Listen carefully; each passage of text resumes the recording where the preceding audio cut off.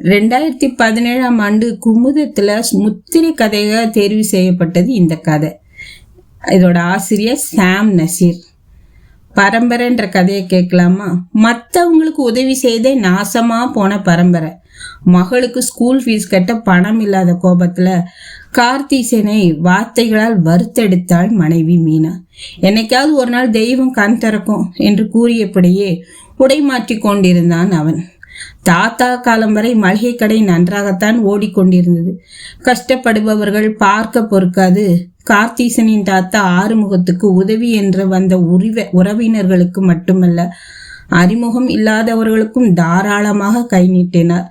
கார்த்தீசனின் தந்தையும் அப்படியே இருந்தார். கடைசியாக கார்த்தீசன் கடையையே மூடிவிட்டான்.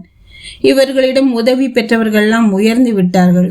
இவனோ கடை ஒன்றில் கணக்கெழுதும் வேலையில் சேர்ந்திருக்கிறான். அப்பா, 9:30 மணிக்கு தானே கடை திறப்பாங்க, தினமும் 7:30 மணிக்கே கிளம்பிடுறீங்க என்று கேட்டாள் மகள் கவிதா. கிண்டி ரயில்வே ஸ்டேஷன்ல இறங்கி பஸ்ஸுக்கு மாறணும். கொஞ்சம் முந்தி போனா கண்ணு தெரியாதவங்க வயசானவங்க யாருக்காவது சுரங்க பாதையை கடக்க உதவி செய்யலாம் என்றான் கார்த்தீசன்.